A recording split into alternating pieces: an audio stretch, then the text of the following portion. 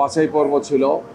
আগামীকালকে বাকিগুলো বাছাই হবে। আজকে আমাদের 2টার সময় ছিল, আমরা এখানে উপস্থিত হয়েছিলাম, আমি এবং আমাদের কেন্দ্রীয় নির্বাহী পরিষদের সদস্য জনাব অ্যাডভোকেট মতিউর রহমান আকন সহ আমাদের 13 জন প্রার্থী এখানে ছিলেন। 11 দলের পক্ষ থেকে আমাদের মোট 13 জন প্রার্থী আমরা এখানে ছিলাম। তো বাছাই পর্ব খুবই সংক্ষিপ্ত হয়েছে। যে সমস্ত বিষয়গুলো ওনারা চেয়েছেন আমরা সেগুলো উপস্থাপন করেছি, ওনারা দেখেছেন।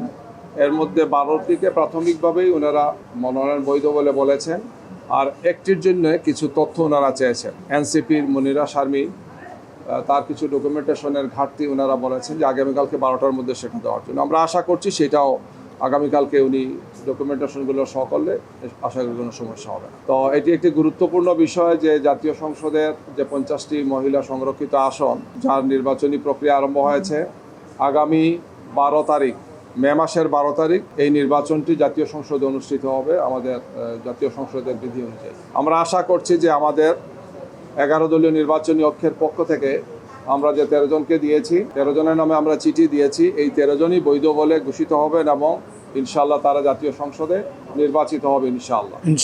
এবং এই জাতীয় সংসদে তারা গুরুত্বপূর্ণ দায়িত্বশীল ভূমিকা পালন করবেন। আমরা এই প্রত্যাশা রাখি যে আমাদের এই জাতির অর্ধেকের মতো, অর্ধেক হচ্ছেন মহিলা, ভোটার অর্ধেক মহিলা, মহিলাদের এই প্রতিনিধিত্ব, নারীদের পক্ষ থেকে এই প্রতিনিধিত্বটি খুব গুরুত্বপূর্ণ।